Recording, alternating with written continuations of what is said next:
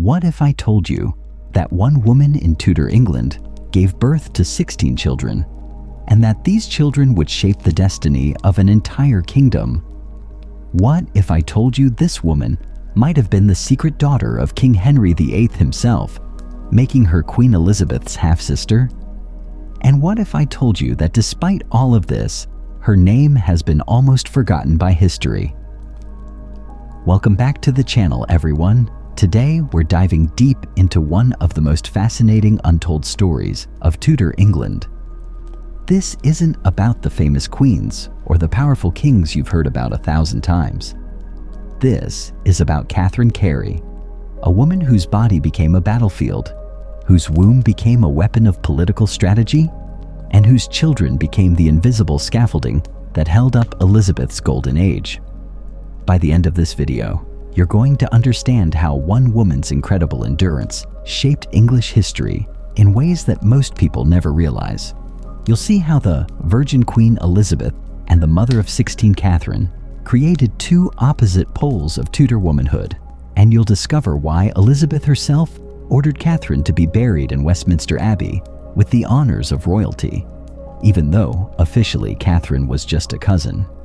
So grab a cup of coffee, get comfortable, and let me take you back to a world where women's bodies were not their own, where childbirth was a roll of the dice with death, and where political survival depended on how many children you could produce and how long you could live to see them grow up. This is the story of Catherine Carey, the hidden Tudor bloodline that changed everything.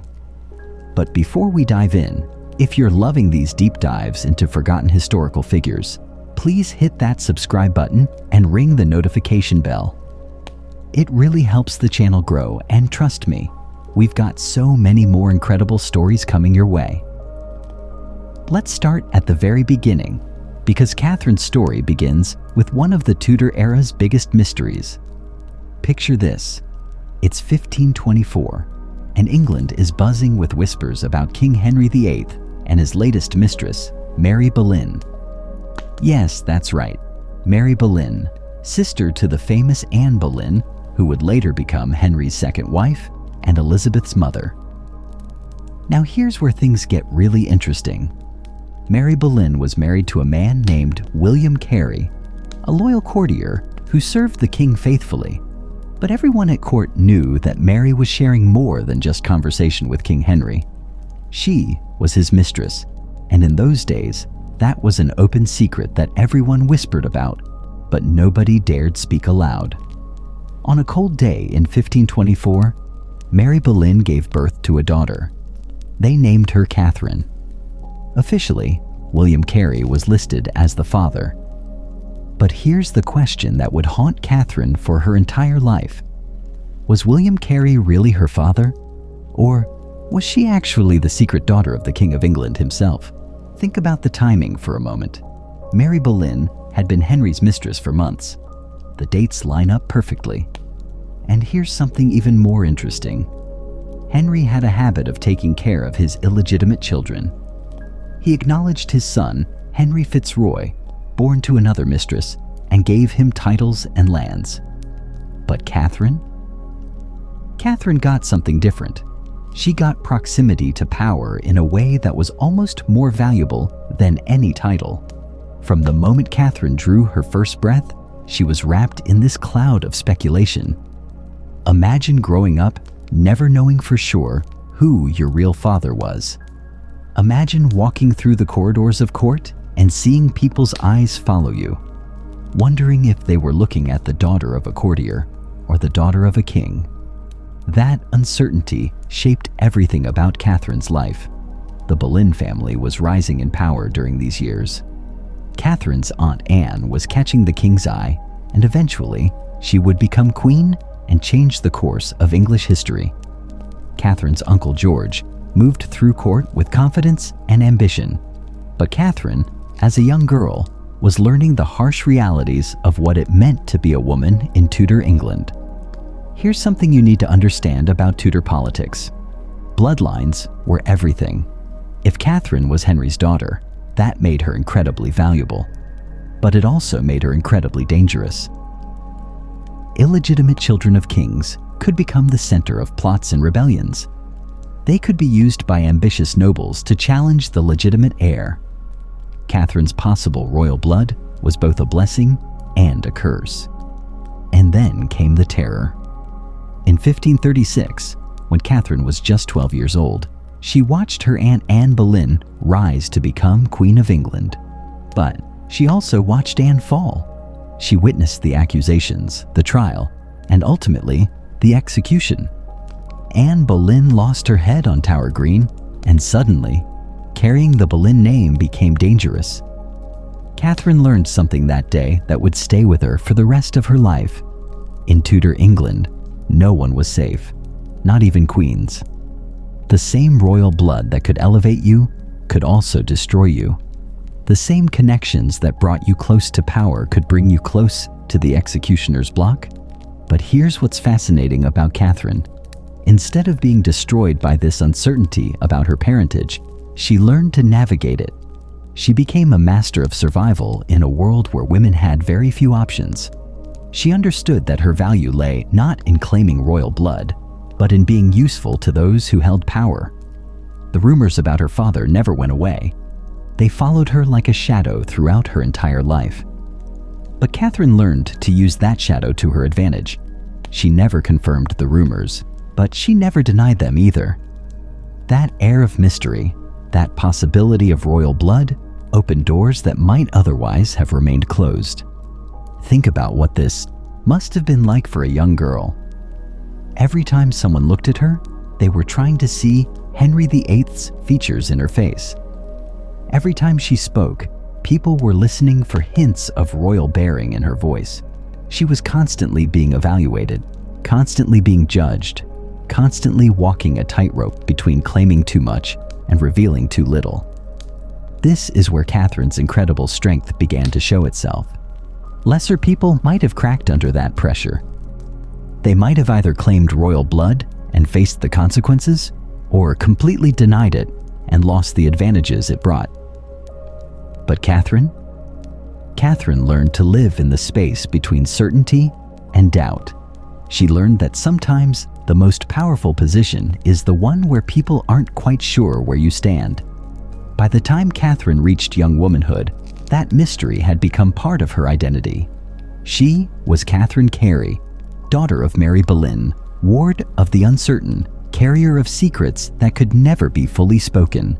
And that identity would shape not just her own life, but the lives of the 16 children she would bring into the world.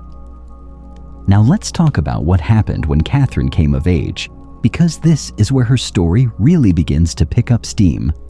By 1540, Catherine was 16 years old, and in Tudor England, that meant it was time for marriage. But this wasn't going to be some romantic love story. This was political strategy at its finest. Catherine was married to Francis Knollys, and let me tell you, this was a match that made perfect sense for everyone involved. Francis came from a family with a solid reputation, unwavering loyalty to the crown, and most importantly, strong Protestant beliefs. Remember, this was during a time when England was still figuring out its religious identity after Henry VIII's break from Rome. But here's what I find fascinating about this marriage. It wasn't just about joining two families together. It was about survival. The Boleyn name had been tainted by Anne's execution. Catherine needed an alliance that would protect her and give her children a secure future. Francis Knollys provided exactly that. His family's Protestant credentials were impeccable, and in a world where your religious beliefs could get you burned at the stake, that was incredibly valuable. Francis wasn't just any ordinary nobleman either. He was intelligent, politically savvy, and completely devoted to the Protestant cause. When Mary Tudor became queen in 1553 and started burning Protestants alive, Francis and Catherine had to flee England entirely. They spent years in exile in Germany, waiting for the danger to pass. Can you imagine that? Being forced to leave everything behind because of your religious beliefs? But here's where Catherine's story takes an incredible turn. And this is the part that most people don't know about.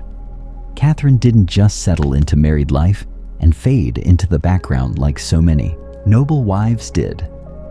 Instead, she became a baby-making machine on a scale that's hard for us to comprehend today. Starting in 1541, Catherine began having children, and she didn't stop. For the next 28 years, Catherine was almost constantly pregnant, giving birth, recovering, and getting pregnant again. We're talking about 16 children over nearly 3 decades. 16! Let that number sink in for a moment. Now, before you think this was some kind of choice Catherine made, let me explain what childbirth was like in Tudor England. This wasn't modern medicine with epidurals and emergency C-sections. This was a world where 1 in 3 women died in childbirth. Every single pregnancy was a gamble with death.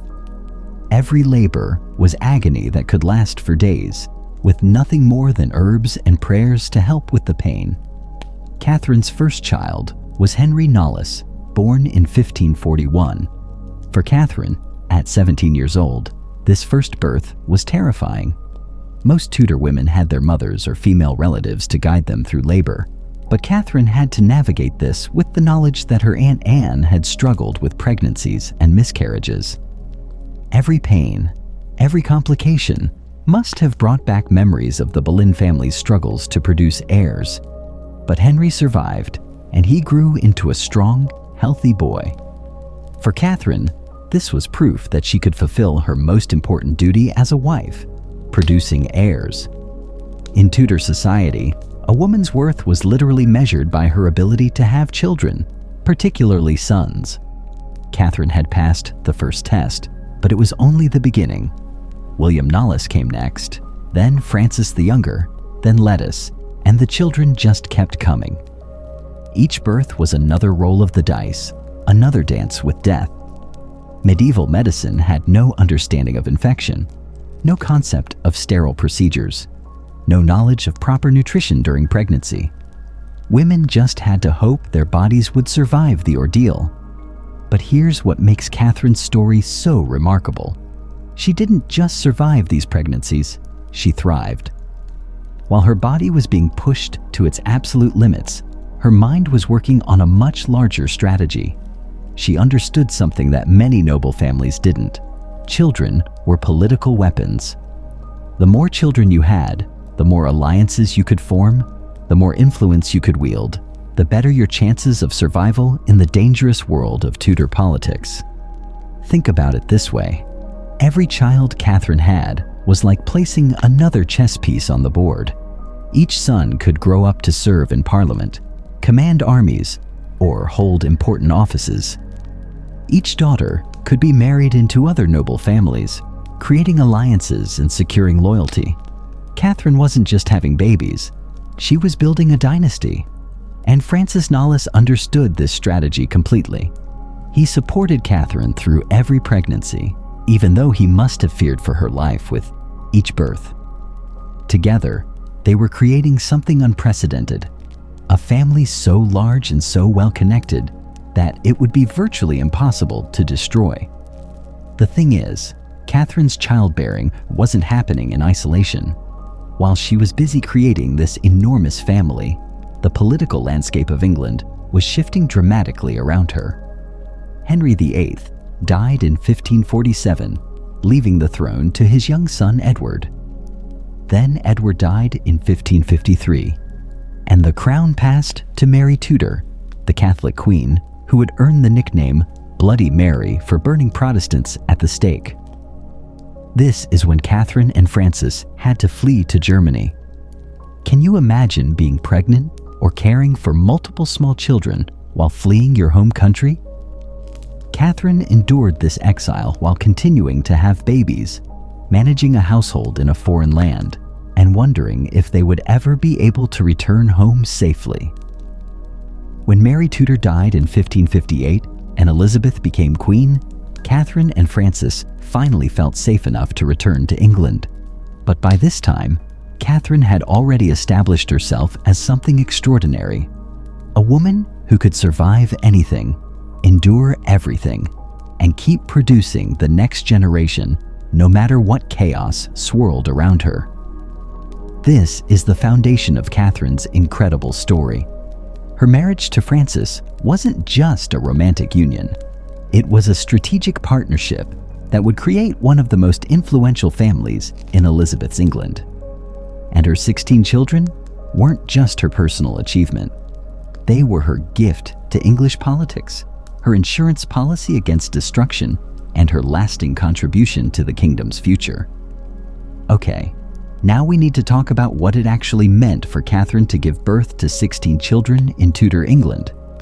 And I'm warning you right now, this isn't going to be pretty. We're talking about a level of physical suffering that's almost impossible for us to comprehend today. Let me paint you a picture of what childbirth looked like in the 1500s. There were no hospitals, no doctors specifically trained in obstetrics, and definitely no pain medication. When Catherine went into labor, she would be attended by midwives, women who had learned their trade through experience, not medical school. These midwives were skilled, but they were working with medieval knowledge and primitive tools. The birthing chamber would be darkened, with heavy curtains drawn to keep out drafts that were believed to be dangerous. Catherine would labor on a birthing stool or in bed, surrounded by female relatives and servants. The air would be thick with the smoke of burning herbs that were supposed to help with pain and prevent infection. But here's the brutal truth. None of these remedies actually worked very well. Every single time Catherine gave birth, she was facing a mortality rate that would shock us today. We're talking about a world where 1 in 3 women died in childbirth. 1 in 3. Imagine knowing those odds every time you got pregnant. Imagine the terror of feeling those first labor pains and knowing you might not survive the night. But Catherine didn't just survive 1 or 2 births. She survived 16 of them. Let me walk you through what this must have been like, because each pregnancy brought new dangers and complications. Her first birth, Henry Knollys in 1541, was probably the most terrifying. First births are always the hardest, and Catherine was only 17 years old. She had no idea what to expect, no experience with the pain, no knowledge of whether her body could handle what was coming. The labor probably lasted for hours or even days, with Catherine gripping the hands of her attendants and praying that she would live to see her child. When Henry finally arrived, alive and healthy, it must have felt like a miracle. But Catherine's relief would have been mixed with the knowledge that this was just the beginning. In Tudor England, having 1 child meant you were expected to have many more. The cycle of pregnancy, birth, and recovery would become Catherine's life for the next 3 decades. William came next, then Francis the Younger, and with each birth, Catherine's body was paying a price. Think about what 16 pregnancies do to a woman's body, even with modern medical care. Now imagine it without proper nutrition, without vitamins, without any understanding of how to maintain health during pregnancy. Catherine's teeth probably became loose and fell out, a common problem for women who had many children in this era. Her bones would have become brittle from calcium deficiency. Her body would have been constantly depleted and exhausted. And then there was Lettice, the daughter who would one day cause one of the biggest scandals in Elizabeth's court. When Catherine gave birth to Lettice around 1543, she probably had no idea that this beautiful baby girl would grow up to marry Robert Dudley, the Earl of Leicester, the man who was widely believed to be Queen Elizabeth's one true love. But I'm getting ahead of myself. Let's stay focused on what Catherine was going through physically. By the time she had her 5th or 6th child, her body would have been showing serious signs of wear. Repeated pregnancies caused the abdominal muscles to separate, the pelvic floor to weaken, and the spine to curve from carrying so much weight. Catherine would have been in constant discomfort even when she wasn't pregnant. And here's something that really gets to me about Catherine's story. She never got a break. In Tudor England, wealthy women didn't breastfeed their own children. They hired wet nurses, which meant Catherine's body could recover from childbirth faster, and she could get pregnant again sooner. What sounds like a luxury was actually a trap that kept her in the cycle of constant pregnancy. Some of Catherine's children didn't survive infancy, which was heartbreakingly common in this era. Imagine carrying a child for 9 months, enduring the agony of childbirth, and then watching that baby die of fever or infection within weeks or months. The emotional toll of losing children while continuing to have more must have been devastating. But Catherine kept going. Margaret, Elizabeth, Anne, Catherine, named after herself. Robert, Richard, Thomas, the names keep coming, and each one represents another journey through that valley of pain and fear. By the time Catherine was having her later children, she would have been in her 40s, which made pregnancy even more dangerous in an era without modern medicine. Here's what I find absolutely incredible about Catherine's story. She didn't just survive these 16 births, she remained active and involved in court life throughout most of them. While other noble women might retreat to their estates during pregnancy, Catherine continued to serve Queen Elizabeth as one of her most trusted attendants. She was managing a huge household, caring for multiple children, and fulfilling her duties at court, all while being almost constantly pregnant. Think about the sheer physical endurance this required. Catherine was essentially running a small kingdom. Her household included not just her own children, but servants, tutors, wet nurses, and various relatives and dependents. She had to manage finances, oversee education, arrange marriages for her daughters, and plan careers for her sons. All of this while dealing with the physical exhaustion of repeated pregnancies. And here's something that really puts Catherine's achievement in perspective. Most noble families in this era considered themselves lucky to have 3 or 4 children. Survived to adulthood, Catherine had 16 pregnancies, and a remarkable number of her children not only survived, but thrived. They went on to become some of the most influential people in Elizabeth's England. This wasn't luck. This was Catherine's incredible strength and determination, keeping her family alive and successful. She somehow managed to give each of her children the attention, education, and opportunities they needed to succeed in life. She was like a military general, strategically positioning each child to maximize the family's influence and ensure their survival in the dangerous world of Tudor politics. By the time Catherine's childbearing years were over, her body must have been completely exhausted. She had given everything, her youth, her health, her strength, to create this incredible dynasty. But as we'll see in the next section, those sacrifices were about to pay off in ways that would reshape English history. Now comes the really fascinating part of Catherine's story. What happened to all those children she worked so hard to bring into the world? Because here's the thing, Catherine didn't just have 16 children and hope for the best. She strategically positioned every single one of them to become a player in the dangerous game of Tudor politics. And let me tell you, her strategy worked beyond her wildest dreams. Let's start with Henry Knollys, Catherine's eldest son. Henry grew up knowing he was part of something special, a family with possible royal blood and definite royal connections.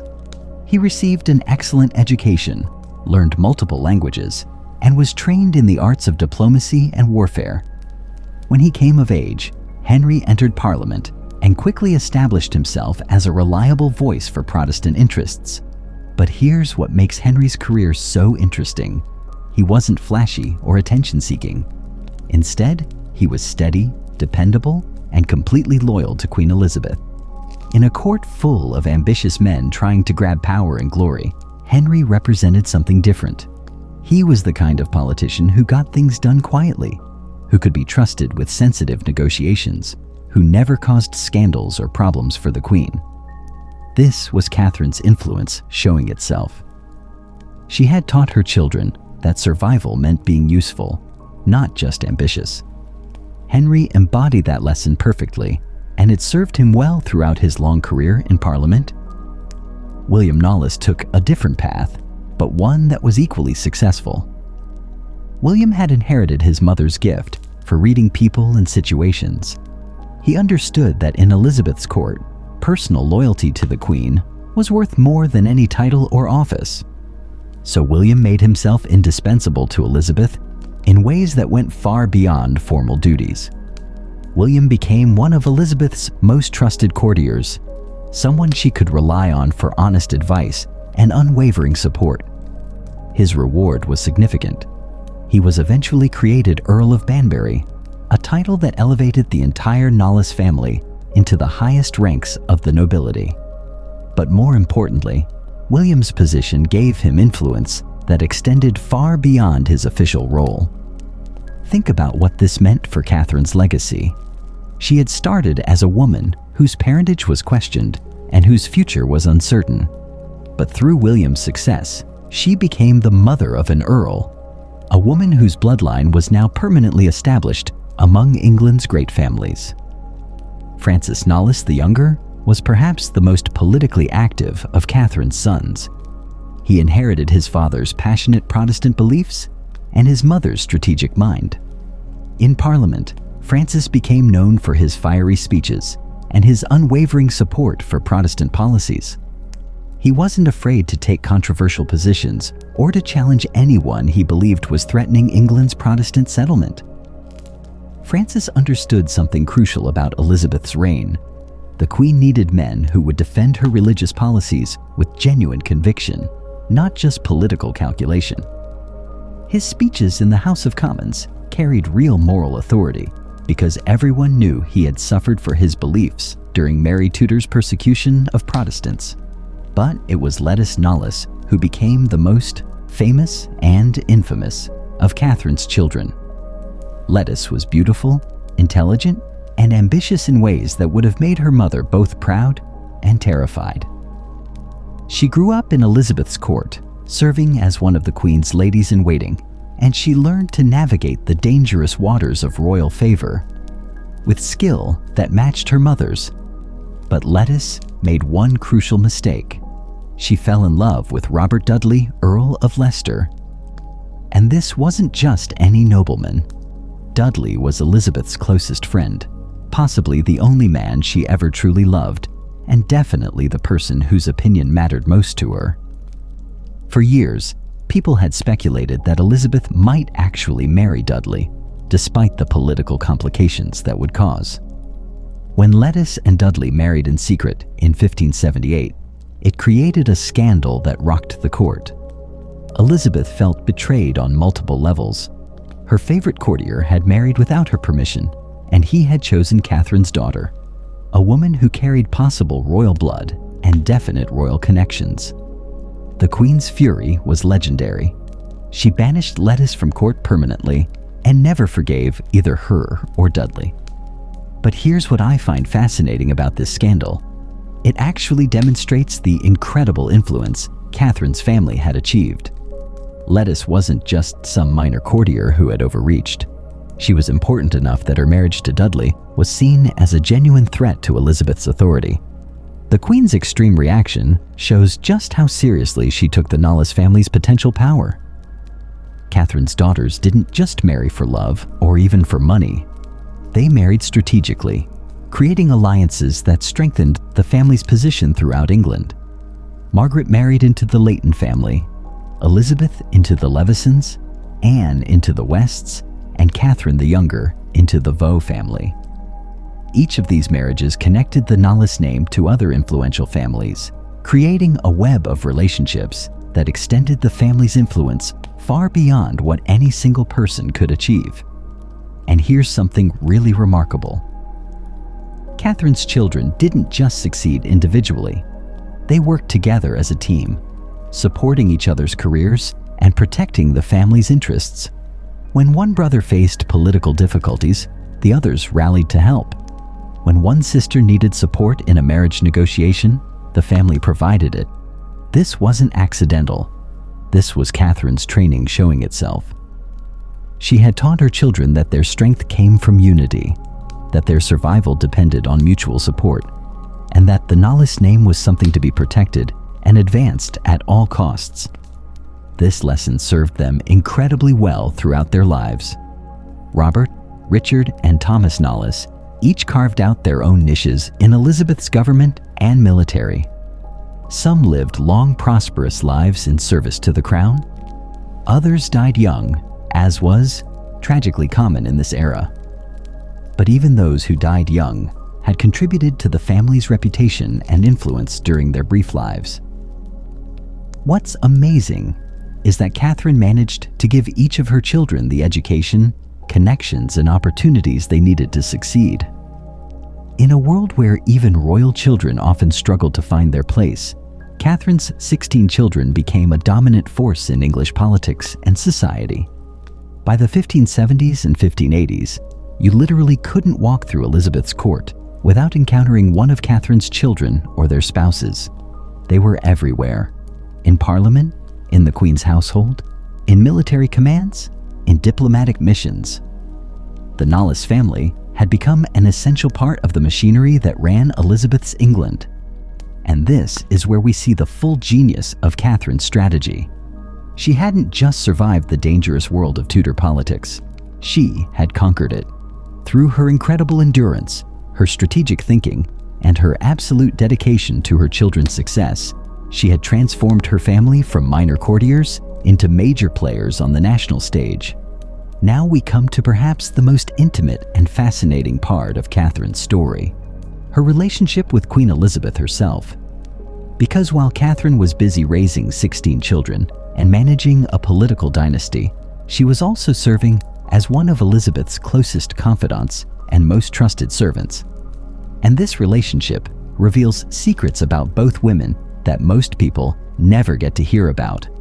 When Elizabeth became queen in 1558, one of her first decisions was to appoint Catherine Carey as her chief lady of the bedchamber. Now, if you don't know what this position involved, let me explain, because it was way more important and intimate than it sounds. The chief lady of the bedchamber wasn't just a fancy servant. This was the person who controlled access to the Queen's private spaces, who helped her dress and undress, who was present during her most vulnerable moments, and who knew secrets that could literally change the course of English history. Elizabeth was choosing someone to see her without her makeup, without her wigs, without her carefully constructed royal persona. She was choosing someone to trust with her life, and she chose Catherine. Think about what this means. Elizabeth had dozens of noble women she could have selected for this role. She could have chosen someone from a more powerful family, someone with fewer complications in their background, someone who didn't carry the whispers and rumors that followed Catherine everywhere she went. But she didn't.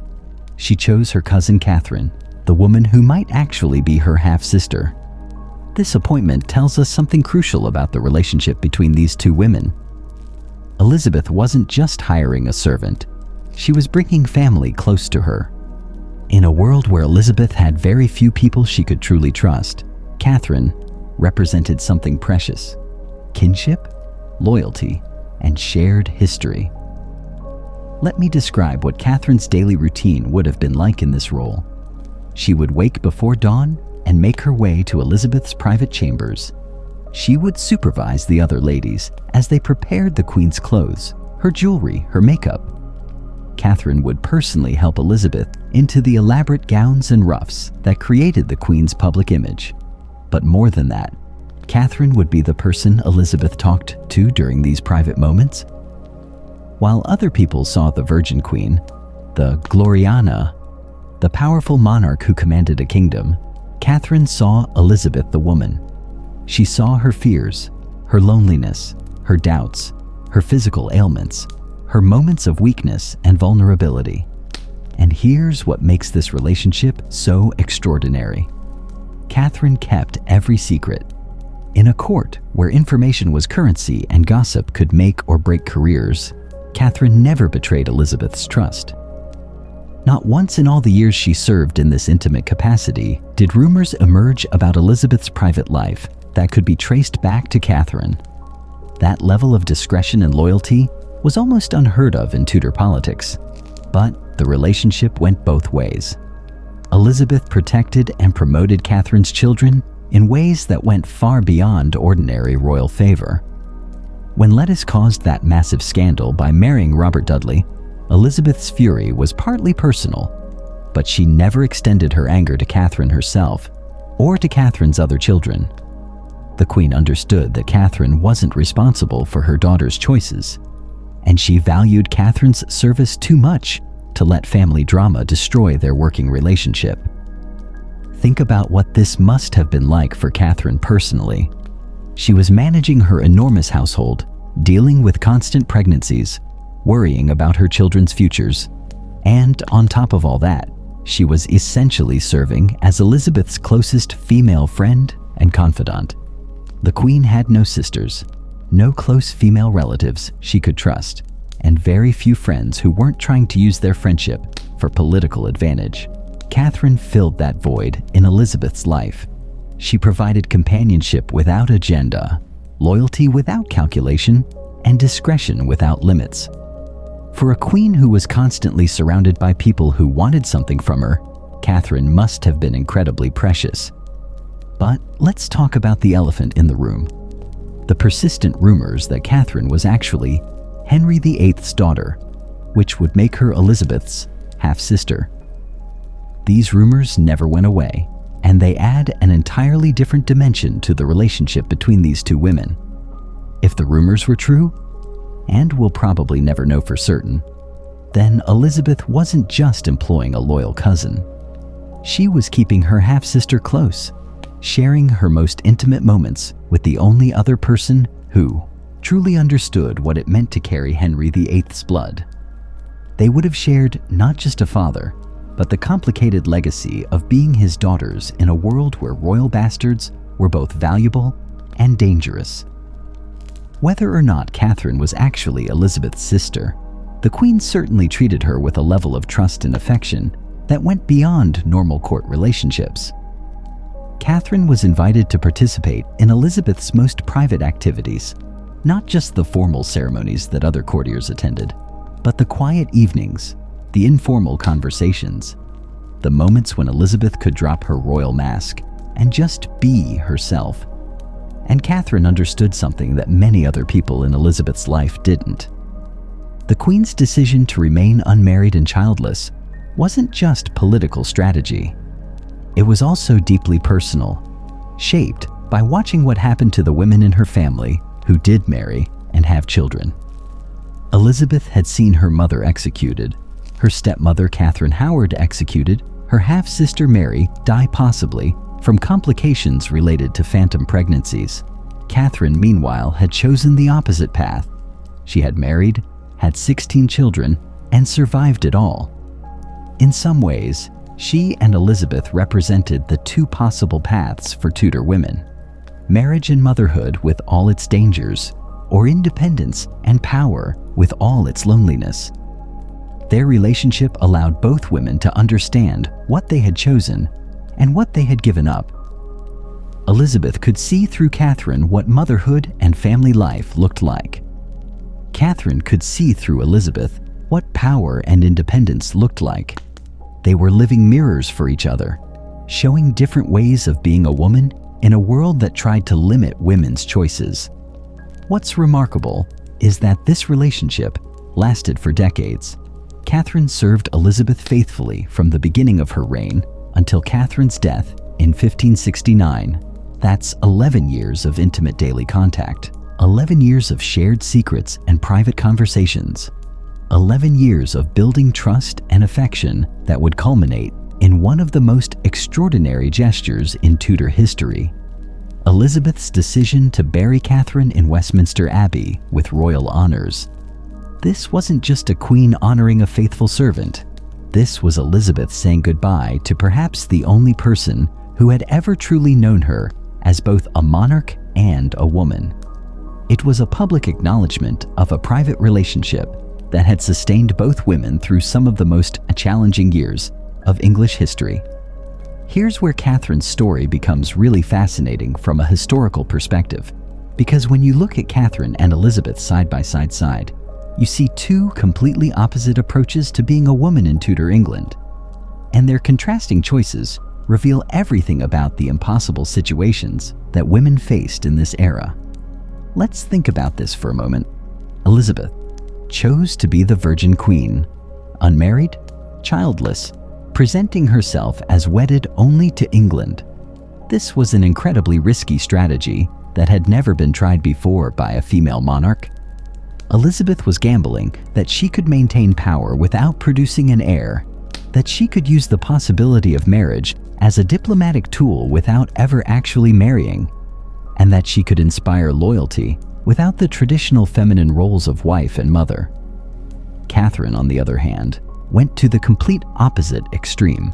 She didn't just fulfill the traditional expectations for noble women, she exceeded them by an almost impossible margin. 16 children.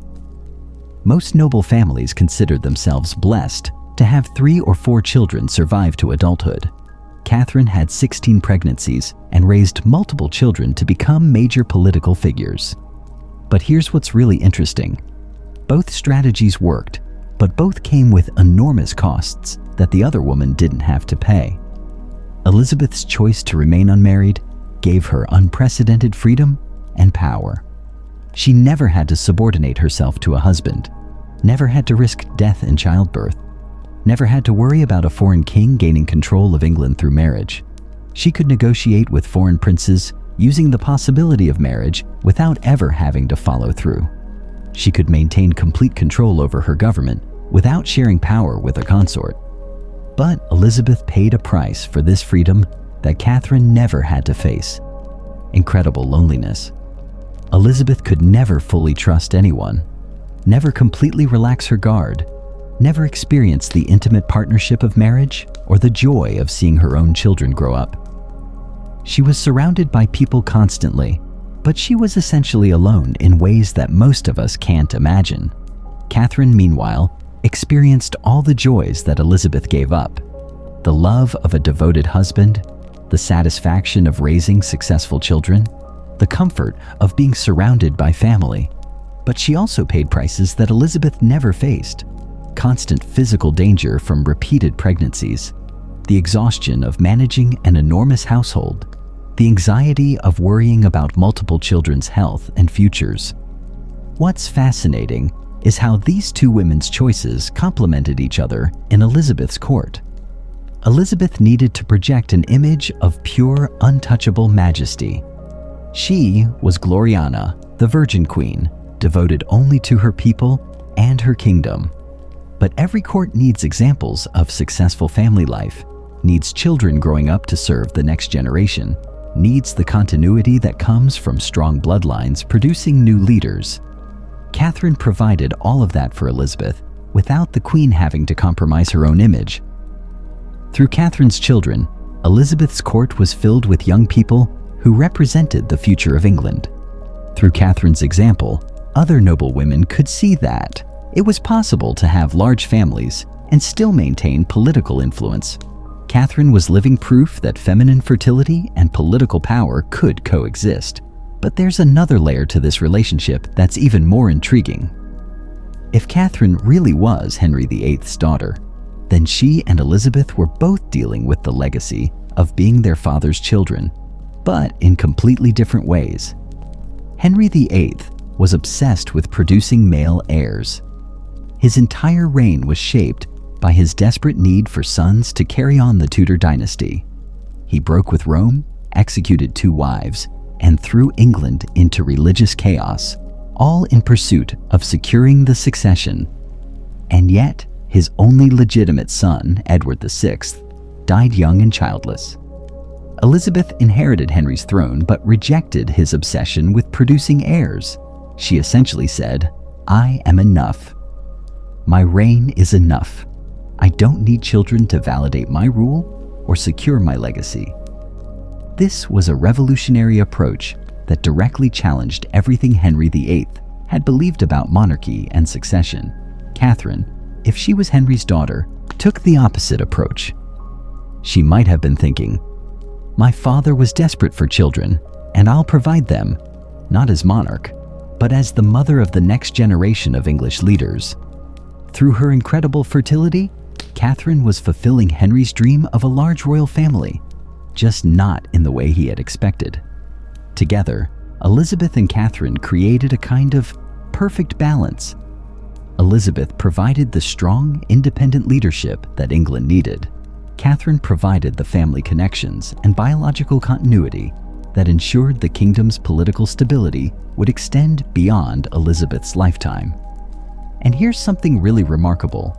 This arrangement allowed both women to wield influence in ways that would have been impossible for either of them alone. Elizabeth's power was obvious in public, but it was also limited by her decision not to marry and have children. Catherine's power was quieter and more indirect, but in some ways it was more lasting because it was embedded in the next generation of English politics.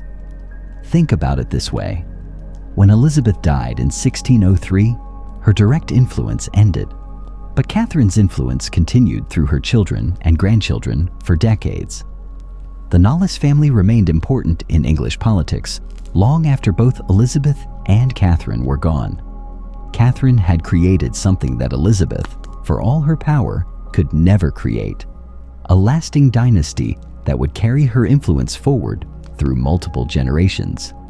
What's also striking is how these two women supported each other despite their very different choices.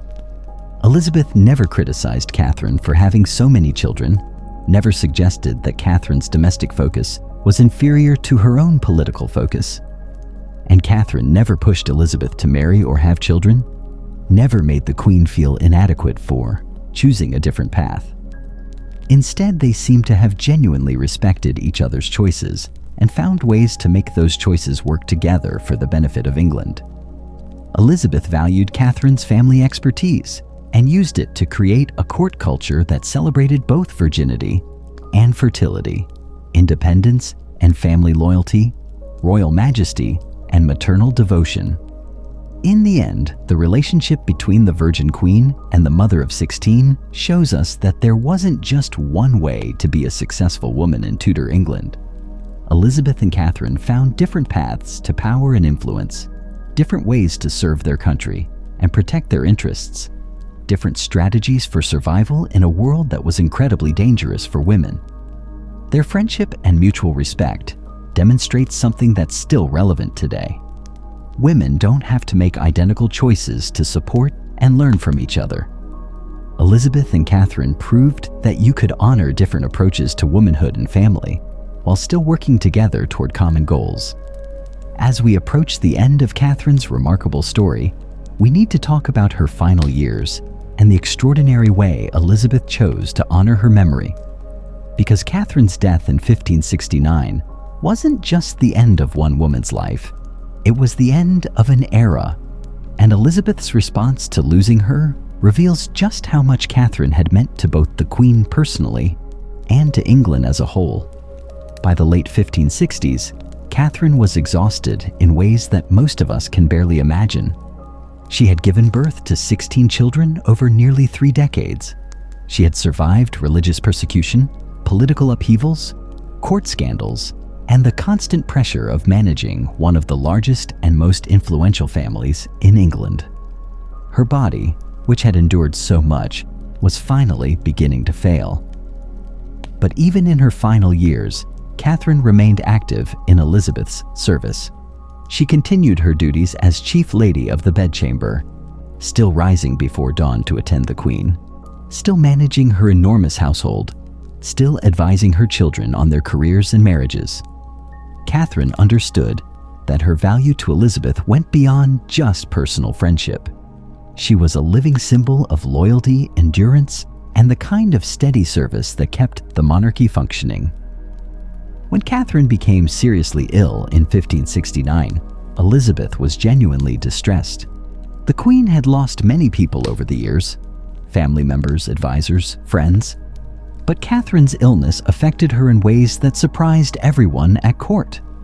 Elizabeth visited Catherine personally, spent hours at her bedside, and made it clear that she considered Catherine's recovery a matter of personal importance. But Catherine's incredible endurance, which had carried her through so many challenges, finally reached its limits. On a cold day in January 1569, Catherine Carey died at the age of 45. For a woman who had given birth to 16 children, in Tudor England, living to 45 was actually remarkable. Most women who endured what Catherine endured didn't survive nearly as long. Elizabeth's reaction to Catherine's death was immediate and extraordinary. The Queen, who was famous for controlling her emotions and maintaining her royal composure in all circumstances, was openly grief-stricken. Courtiers reported that Elizabeth wept, something that almost never happened in public. She canceled court activities for days and retreated to her private chambers, refusing to see anyone except her most essential advisors. But it was Elizabeth's decision about Catherine's funeral that really revealed the depth of their relationship and the true status Catherine had achieved. The Queen ordered that Catherine be buried in Westminster Abbey, not in some side chapel or modest grave, but with full honors typically reserved for royalty and the highest nobility. Let me put this in perspective for you. Westminster Abbey was where kings and queens were buried. It was where England's most important historical figures were laid to rest. For Elizabeth to order Catherine's burial, there was essentially a public declaration that Catherine had achieved a status equivalent to royalty, regardless of her official title. The funeral itself was magnificent. Elizabeth spared no expense, ordering elaborate ceremonies that rivaled those given to actual members of the royal family. The abbey was filled with nobles, courtiers, and representatives from all the great families of England. Catherine's children were there, of course, but so were people who had traveled from across the kingdom to pay their respects. What's remarkable about this funeral is what it reveals about Catherine's true position in Elizabeth's England. Officially, Catherine was a courtier, the wife of a knight, someone who should have been buried in her local parish church with modest ceremony. But Elizabeth's actions declared to the world that Catherine had been much more than that. She had been family, confidant, partner in ruling England, and possibly even sister. The inscription on Catherine's tomb was carefully worded but significant.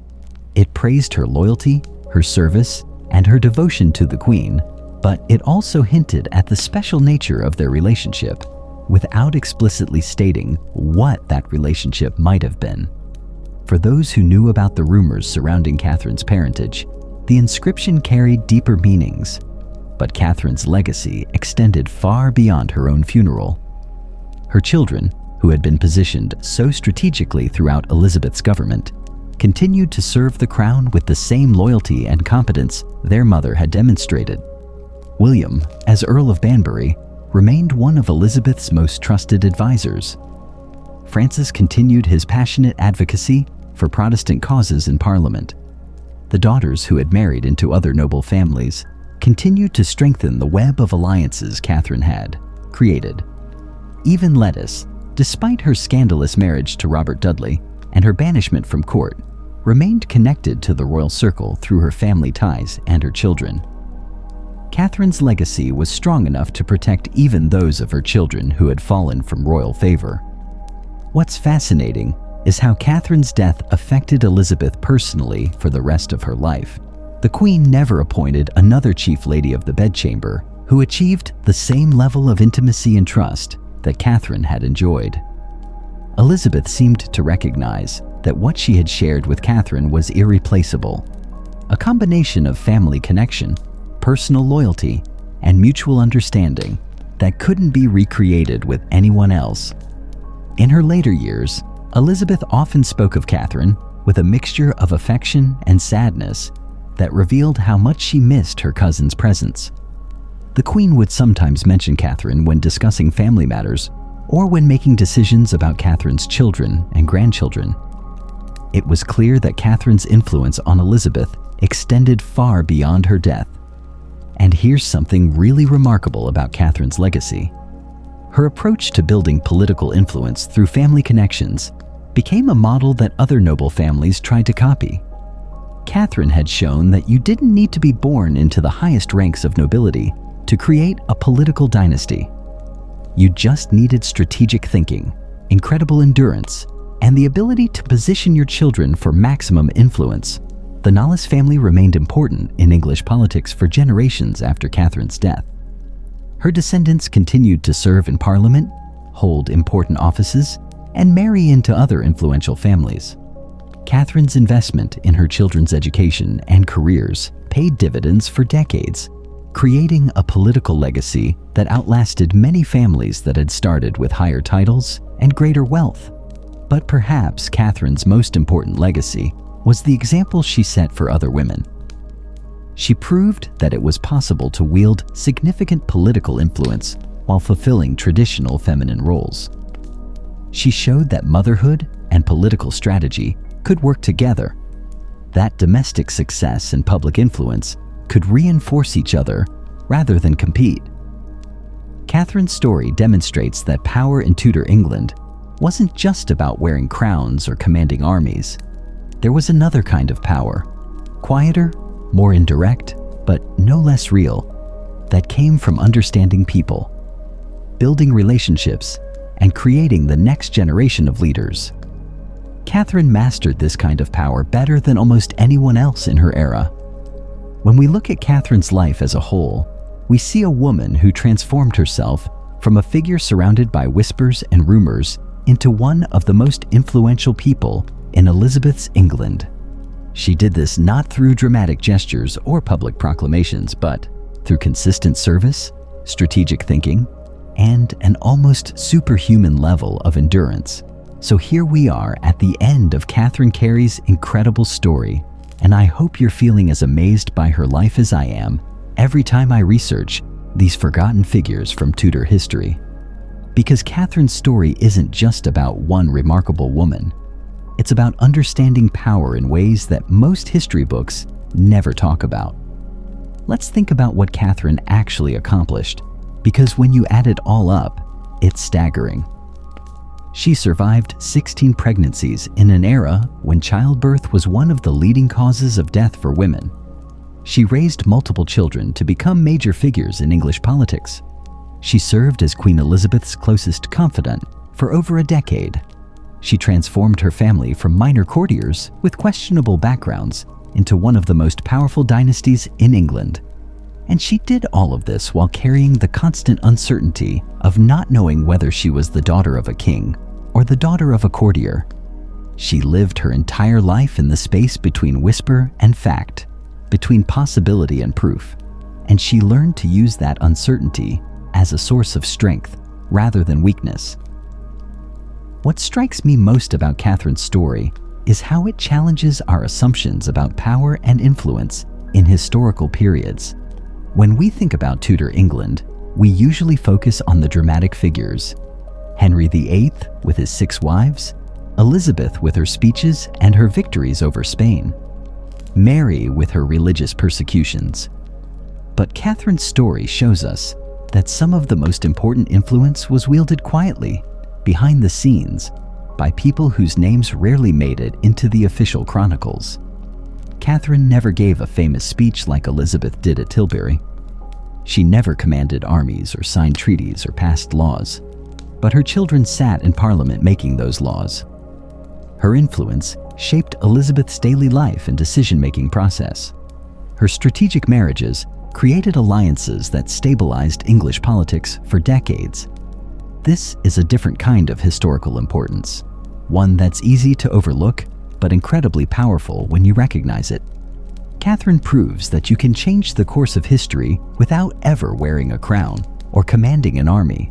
Sometimes, the most lasting influence comes from understanding people, building relationships, and investing in the future rather than grabbing for immediate power.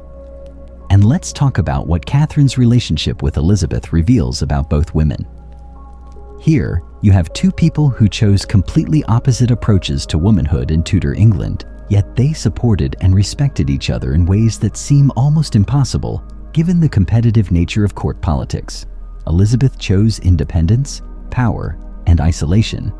Catherine chose family, influence through others, and the constant risk of childbirth. Both strategies worked, but both came with enormous costs. What's beautiful about their relationship is that they seemed to understand and even admire what the other had chosen, even though they couldn't have made those choices themselves. Through Catherine, Elizabeth got to experience family life vicariously. She could see what it meant to have children grow up and succeed, to build something that would last beyond your own lifetime.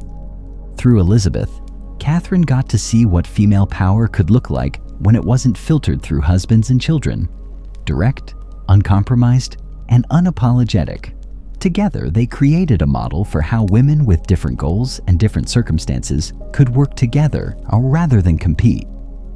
This feels incredibly relevant today, when women are still sometimes pressured to choose between career and family, between independence and relationships, between personal ambition and supporting others' success. Catherine's story also forces us to think about how we define success, especially for women in historical periods. If we only count the women who wore crowns or wielded obvious political power, we miss so many stories of influence and achievement. Catherine never ruled England, but she shaped the people who did rule. She never commanded armies, but she raised the sons who served in them. She never wrote laws, but she influenced the lawmakers. This kind of indirect influence is often dismissed or overlooked, but Catherine's story shows how powerful and important it really was.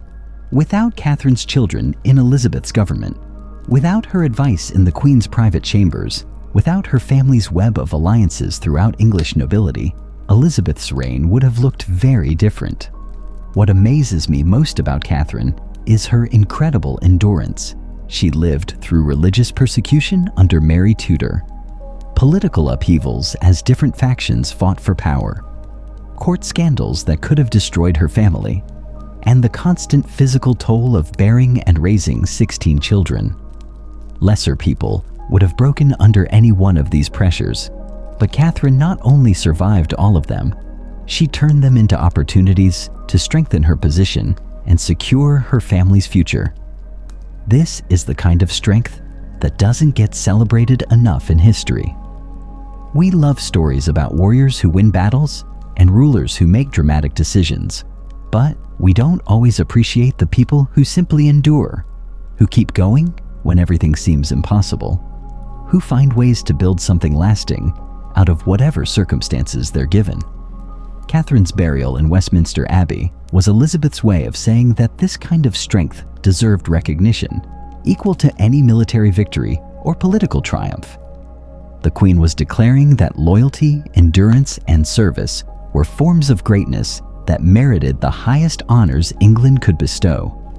And you know what? Catherine's influence didn't end with Elizabeth's death, 1603. Her descendants continued to play important roles in English politics for generations. The dynasty she created through her strategic marriages and careful positioning of her children lasted far longer than many royal dynasties. She had built something that could survive changes of monarch, shifts in political power, and the passage of time. This is why I find Catherine's story so compelling, and why I think it's important for us to remember these hidden figures from history. Catherine shows us that influence and importance can take many different forms, that power doesn't always look the way we expect it to, and that some of the most significant historical changes happen through quiet persistence rather than dramatic action. So what can we learn from Catherine Carey today? I think her story teaches us about the value of playing the long game, of building relationships, and investing in other people's success as a way of creating lasting influence. She shows us that you can work within existing systems while still finding ways to expand what's possible for yourself and your family. And she demonstrates that endurance, the ability to keep going when things get difficult, is one of the most underrated but important qualities a person can have. Catherine's life reminds us that history is made not just by the people whose names everyone remembers, but by the people who do the daily work of building relationships, raising the next generation, and creating the networks of loyalty and alliance that keep societies functioning. These contributions might not be as dramatic as winning battles or passing famous laws, but they're just as essential to how history unfolds. If you've enjoyed learning about Catherine Carey and her incredible story, please give this video a thumbs up. It really helps more people discover these amazing historical figures, that deserve to be remembered. And definitely subscribe to the channel if you haven't already, because we're constantly digging up these forgotten stories that reveal new sides of history. I'd love to hear your thoughts about Catherine's story in the comments. Do you think she made the right choices? What do you think about her relationship with Elizabeth? Are there other historical figures whose influence was more hidden, but just as important? Let me know what you think. And if you're hungry for more stories about the incredible women of Tudor England, make sure to check out our playlist on Tudor queens and nobles. We've got videos about everyone from Catherine of Aragon to Bess of Hardwicke, all the women who shaped this incredible period of English history in ways both obvious and hidden. Next week, we're going to be exploring another fascinating figure from Elizabeth's court. This time, we're looking at Robert Dudley, the Earl of Leicester, the man who married Catherine's daughter Lettice and caused one of the biggest scandals of Elizabeth's reign. You won't want to miss that story. Thanks for watching. Thanks for learning about Catherine Carey with me, and I'll see you in the next video.